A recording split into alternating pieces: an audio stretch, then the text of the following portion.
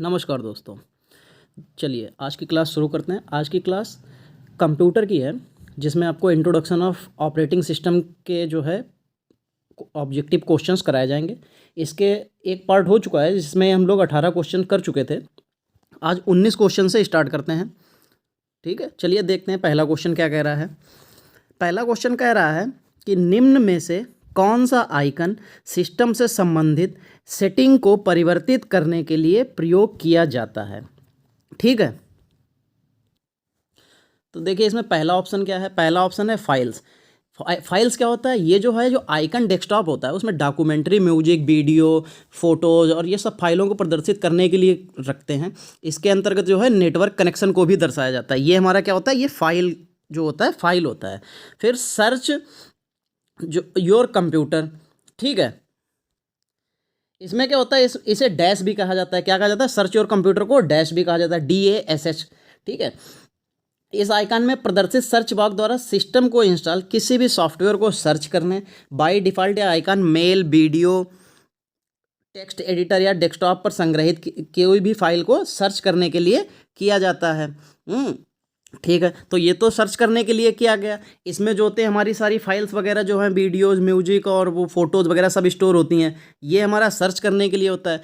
फिर आते हैं हम लोग जो है सिस्टम सेटिंग पे। तो सिस्टम सेटिंग क्या है? यह आइकन सिस्टम से संबंधित सेटिंग, हार्डवेयर और जो है पर्सनल जो है प्रदर्शित करता है। इस आइकन के द्वारा आप सिस्टम की डेट और टाइम, डिस्प्ले, प्रिंटर आदि को भी परिवर्तित कर सकते हैं। तो यानी कि हमारे इसमें जो है कौन कौन से जो है वो यूज कर सकते हैं। इसमें हम लोग इसमें डेट चेंज कर सकते हैं, ठीक है, और क्या बोलते हैं इसमें जो हमारे डेट चेंज कर सकते हैं, टाइम चेंज कर सकते हैं, डिस्प्ले, प्रिंटर आदि को इनको सबको परिवर्तित कर सकते हैं। तो इसका आंसर क्या सही हो जाएगा? ये सही हो जाएगा 3 नंबर C। ठीक है, बाकी देखते हैं उबंटू सॉफ्टवेयर क्या है। तो उबंटू में जो है आइकन सॉफ्टवेयर इंस्टॉल करने, रिमूव करने के लिए एक यूटिलिटी है। तो उबंटू सॉफ्टवेयर क्या है? वो किसी भी आइकन जो है सॉफ्टवेयर को इंस्टॉल करने, रिमूव करने की एक जो है यूटिलिटी है। ठीक है, चलिए अगला क्वेश्चन देखते हैं। अगला क्वेश्चन नंबर है 20। ये क्या कह रहा है? कंप्यूटर सिस्टम में डिलीट की गई सभी फाइल्स तथा फोल्डर्स कहाँ जाते हैं। ठीक है, देखिए अभी उबंटू सॉफ्टवेयर के बारे में आपको बताया कि ये जो है हमारे फाइल को इंस्टॉल करने और उसको हटाने के लिए काम में आता है, लेकिन उसमें फ़ाइल नहीं जाती हैं कहीं भी। ठीक है, म्यूजिक आपको पता है कि म्यूजिक जो है गाने वाने ये सब चीज़ें, इनमें से कोई नहीं। देखिए ट्रैश जो होता है, ट्रैश क्या होता है? ट्रैश हमारा जो है उबंटू में रिसाइकिल बिन का काम करता है। किसका? रिसाइकिल बिन का। यानी कि उबंटू में अगर हम कोई भी फाइल डिलीट करेंगे तो वो कहाँ जाएगी? वो हमारी ट्रैश में चली जाएगी। तो इसका सही आंसर क्या हो जाएगा? ट्रैश हो जाएगा। चलिए 21 नंबर क्वेश्चन देखते हैं क्या है।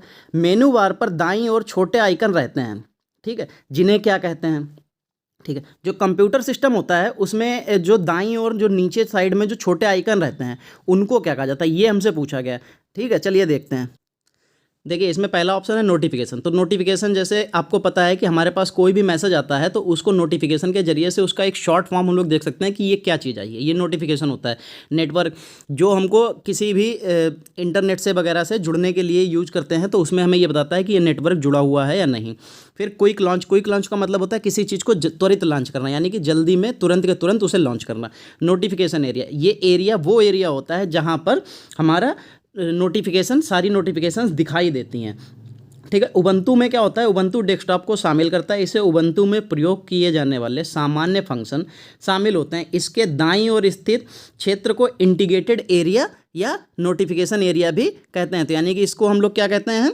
इसको हम लोग नोटिफिकेशन एरिया या इंटीग्रेटेड एरिया भी कहते हैं। ठीक है, फिर देखते हैं क्वेश्चन नंबर 22 क्या कह रहा है। कह रहा है कि वीडियो में सबसे ऊपरी भाग की पट्टी को क्या कहा जाता है।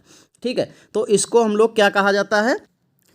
देखिए ऑप्शन नंबर है मेनू बार। मेनू बार क्या होता है? जैसे मेनू बार जो होता है वो डेस्कटॉप में सबसे ऊपर स्थित बार को जो है मेनू बार कहा जाता है। जैसे हमारा जो डेस्कटॉप होता है उसमें एक ऐसे करके बना होता है, उसमें एक ऐसे करके लाइन बनी होती है। ये जो एरिया होता है ये हमारा क्या कहलाता है? ये हमारा कहलाता है मेनू बार कहलाता है। ठीक है, इसमें जो होते हैं वही सारे फंक्शन शामिल होते हैं, जिसमें हमारा ये नोटिफिकेशन एरिया भी शामिल होता है। ठीक है, टेक्स्ट एंट्री, क्लॉक और ये साउंड बार, ये सब इसके जो है ये हमारे नोटिफिकेशन एरिया में आ जाते हैं, जिसमें टेक्स्ट एंट्री, क्लॉक, सेशन। और ये मेनू बार जो होता है वो डेस्कटॉप में सबसे ऊपर होता है यहाँ पे, जिसमें आपको उसका उसका नाम और वो जो यहाँ पे मिनिमाइज और वो मैक्सिमाइज वो सब देखने को मिलता है। ये हमारा क्या होता है, ये मेनू बार होता है। ठीक है, चलिए आगे बढ़ते हैं अगले क्वेश्चन की तरफ। देखिए अगला क्वेश्चन क्या कह रहा है कि उबंटू ऑपरेटिंग सिस्टम में कितने कंट्रोल बटन्स होते हैं। उबंटू ऑपरेटिंग सिस्टम में हमारे 3 कंट्रोल बटन होते हैं। ठीक है, फिर किसी भी पिंड के आकार को अधिक करने के लिए निम्नलिखित में से कौन सा बटन प्रयुक्त होता है। तो देखिए पहला ऑप्शन क्या है, मिनिमाइज। मिनिमाइज मतलब मिनी, तो मतलब मिनी मतलब छोटा करना, तो जब छोटा करना होगा तो मिनिमाइज। फिर मैक्सिमाइज, मैक्स मतलब ज़्यादा, यानी कि जब ज़्यादा करना होगा तब मैक्सिमाइज। क्लोज बटन मतलब जब बंद करना होगा तब क्लोज बटन। फिर रिस्टोर बटन मतलब वापस पाना होगा तब रिस्टोर बटन। तो यानी कि हमें विंडो के आकार को अधिक यानी कि बड़ा करने के लिए निम्नलिखित में से कौन सा, तो मैक्सिमाइज। कौन सा, मैक्सिमाइज। ठीक है, चलिए 25 नंबर क्वेश्चन देखते हैं। माउस से संबंधित सभी प्रकार की प्रॉपर्टी को बदलने के लिए सिस्टम सेटिंग के किस विकल्प का प्रयोग किया जाता है। ठीक है देखिए जब हम लोग कंट्रोल पैनल में जाते हैं तो वहाँ पे हमको देखिए माउस नाम जो माउस का है कोई भी आपको उसमें ऑप्शन नहीं दिखाई देगा, ना टच पैड का दिखाई देगा। ठीक है, कीबोर्ड का दिख जाएगा, ये और ये नहीं दिखते हैं हमको।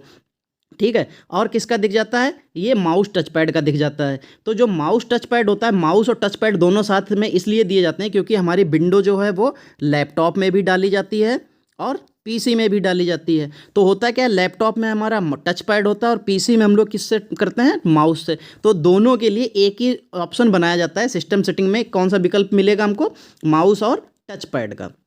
ठीक है, चलिए क्वेश्चन नंबर 26 देखते हैं क्या कह रहा है। डेस्कटॉप के बैकग्राउंड को बदलने के लिए सिस्टम सेटिंग के पर क्लिक किया जाता है। सिस्टम सेटिंग खाली जगह पर क्लिक किया जाता है। देखो किस पे क्लिक किया जाएगा, देखिए डिस्प्ले। तो डिस्प्ले तो हमें जो सामने दिखाई देता है वो हमारी डिस्प्ले कहलाती है। अगर हम इस पर क्लिक करेंगे तो इसके बैकग्राउंड को तो हम नहीं बदल सकते हैं।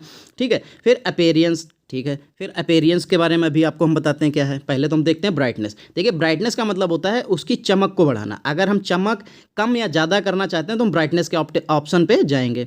फिर आते हैं डिटेल्स। देखिए जब हमें किसी की डिटेल्स, किसी के बारे में जानना हो कि ये क्या है, कैसा है, कितनी का प्रॉपर्टी और वो सारी चीज़ें, तो हम लोग किस में जाएंगे, डिटेल्स में जाएंगे।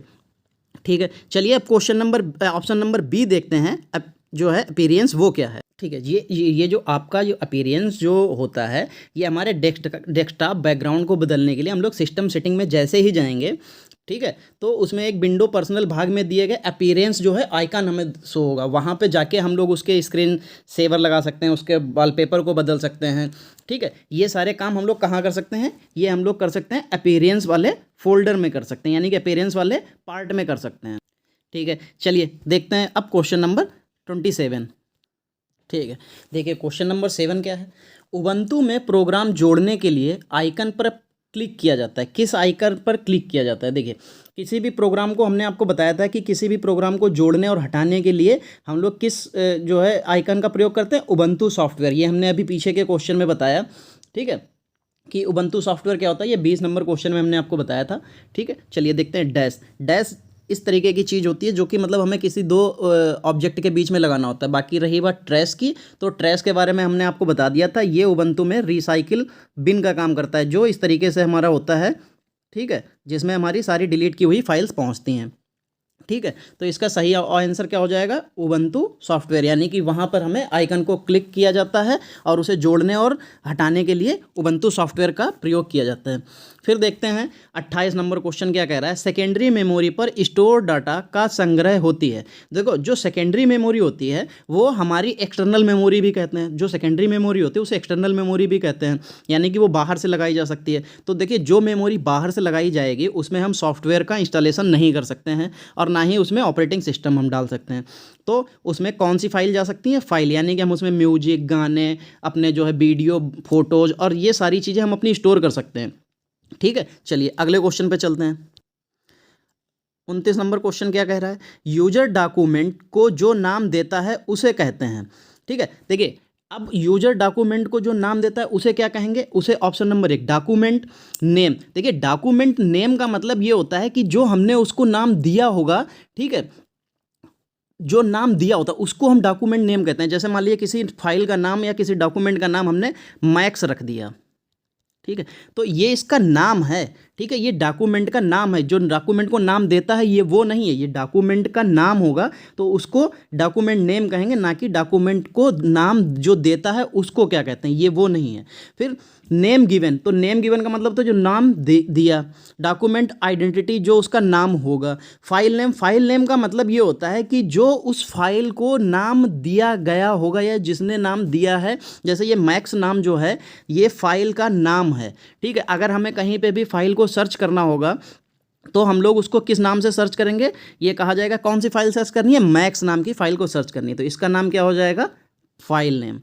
फिर 30वें नंबर क्वेश्चन पर क्या कह रहा है, जो व्यक्ति फाइल का निर्माण करता है उसे क्या कहा जाता है, ठीक है। देखिए, जो फाइल का निर्माण करेगा, क्या ग्रुप होता है बहुत से ज़्यादा लोगों का। अदर मतलब जो कोई दूसरा व्यक्ति हो, और ये सभी यानी कि अभी दूसरा ऑप्शन देखते हैं, फाइल ओनर, यानी कि जो फाइल का मालिक होगा वो। तो जो व्यक्ति फाइल का निर्माण करेगा वही तो उसका मालिक होगा, यानी कि फाइल ओनर होगा, तो इसका सही ऑप्शन क्या हो जाएगा, ओनर। ठीक है, चलिए अगला क्वेश्चन देखते हैं।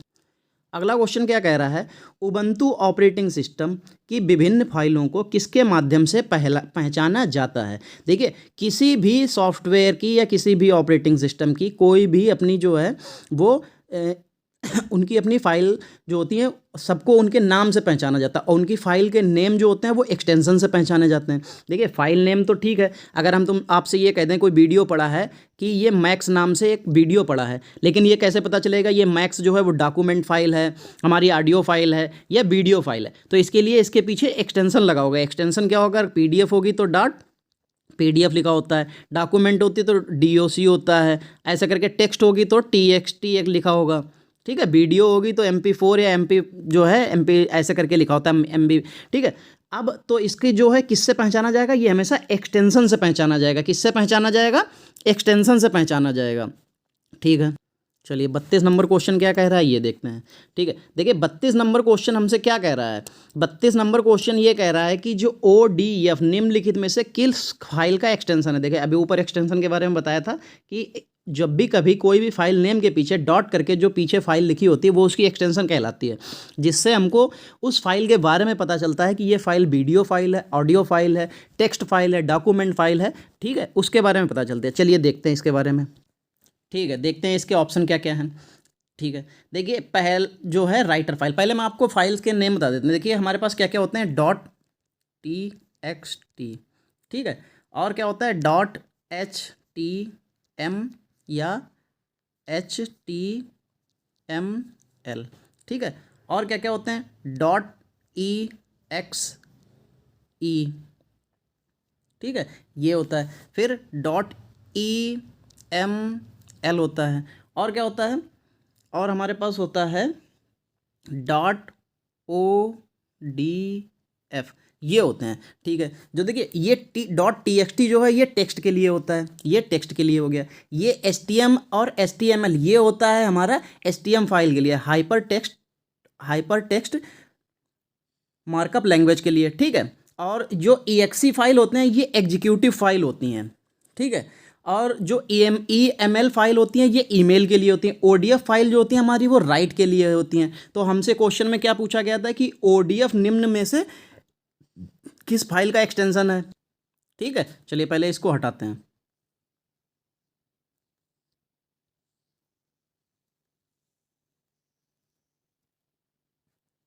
ठीक है। चलिए, तो ODF किसका फाइल हो जाएगा, राइटर का। अगला क्वेश्चन देखते हैं,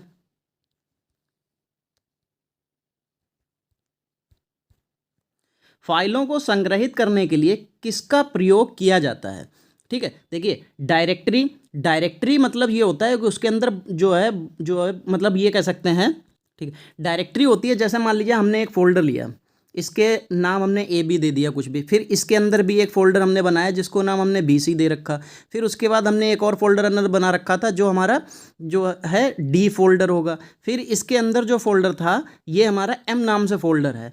तो ये जो है हमारी ड्राइव हो गई। ड्राइव जैसे ये डी ड्राइव के अंदर हमारा कोई फोल्डर है, इस फोल्डर के अंदर एक फोल्डर है और इस फोल्डर के अंदर भी एक फोल्डर है। तो क्या होगा, जब हमारे ड्राइव के अंदर फोल्डर हम जब किसी फाइल को सेव करते हैं तो ये जो फोल्डर जो होते हैं इन्हीं को डायरेक्टरी कहते हैं। जैसे एक डायरेक्टरी से दूसरी में जाना, फिर दूसरी से तीसरी में और तीसरी से चौथी में। जब हम चौथी डायरेक्टरी में पहुंचेंगे तब हमारी फाइल को मिल जाएगा। तो डायरेक्टरी होती हैं ये, ठीक है। अब चलिए देखते हैं अगला क्या है, फोल्डर। देखिए फोल्डर वो होता है, जैसे अभी हमने आपको बताया कि जो हमारी जो हमारी डिस्क होगी, जैसे सी तो हमारी नहीं हो सकती क्योंकि उसमें हमारे सिस्टम के लिए होती है। DEFG जो भी हमारी डायरेक्टरी होगी, जैसे मान लीजिए ये डी है, ये हमारी डिस्क है। अब इसके अंदर हमको अपने हिंदी के नोट्स सेव करने हैं, तो हिंदी के नोट्स के लिए हमने एक हिंदी का क्या बनाया, ये फोल्डर बना लिया। अब ये जो फोल्डर हिंदी का बनाया है यही हमारा क्या होगा, इसको स्टोर करेगा। तो यानी कि जो फाइलों को संग्रहित करने के लिए किसका प्रयोग किया जाता है, फोल्डर का। ठीक है, चलिए अगला क्वेश्चन देखते हैं। अगला क्वेश्चन क्या है, अगला क्वेश्चन कह रहा है किसी फाइल फोल्डर को किसी शॉर्टकट कुंजी द्वारा डिलीट किया जा सकता है। ठीक है, चलिए देखते हैं। Alt+Delete, देखिए Alt+Delete से डिलीट नहीं होती है फाइल। Ctrl+Delete ये भी डिलीट नहीं करती है। जो हमारी शिफ्ट और डिलीट होती है ये हमारी फाइल को परमानेंटली डिलीट कर देती है।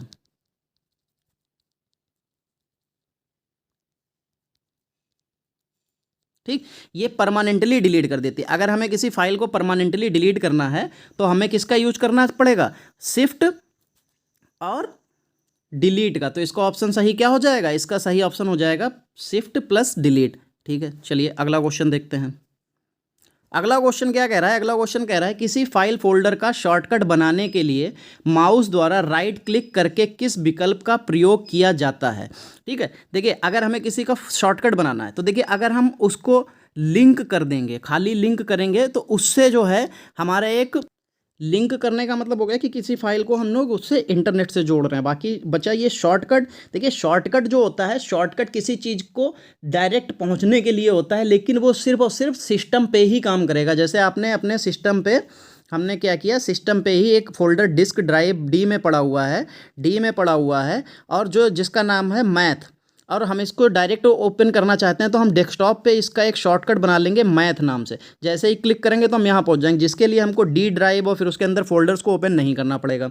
लेकिन जब उसने कहा कि किसी फाइल फोल्डर का शॉर्टकट बनाने के लिए माउस द्वारा राइट क्लिक करके उसे विकल्प का, तो जो मेक लिंक होता है, इस मेक लिंक का मतलब होता है कि हमने एक लिंक जनरेट कर लिया। अब अगर हम उस लिंक को जो है कहीं भी ओपन करेंगे तो क्या होगा, वो डायरेक्ट फाइल हम वहाँ पे पहुँच जाएंगे। तो ये उसका क्या हो जाता है, शॉर्टकट। तो इसलिए हमें जो है शॉर्टकट बनाने के लिए माउस को जो क्लिक करके जो बनाते हैं वो क्या है, मेक लिंक। तो लिंक से जैसे मान लीजिए हम यहाँ से भी अगर कोई लिंक है उसको ओपन करना चाहेंगे तो वो क्या हो जाता है, उसका शॉर्टकट। अब अगर जैसे हम खोलना चाहें तो उस लिंक पर क्लिक करेंगे, हम डायरेक्ट उस फाइल पर पहुँच जाएंगे। ठीक है, तो क्या बनेगा, मेक लिंक। ठीक है, चलिए देखिए आज की जो है इंट्रोडक्शन ऑफ ऑपरेटिंग सिस्टम के सारे ऑब्जेक्टिव आपको करा दिए गए हैं। इसके बाद अगले चैप्टर के भी आपके ऑब्जेक्टिव ही कराए जाएंगे, जो भी प्रीवियस ईयर में आए हुए हैं। ये लगभग सारे प्रीवियस ईयर में आए हुए हैं और ये इंपॉर्टेंट हैं, तो इसलिए आपको कराया जा रहा है। तो आप लोग जो भी है वीडियो को शेयर कीजिए, लाइक कीजिए और चैनल को सब्सक्राइब कीजिए। धन्यवाद।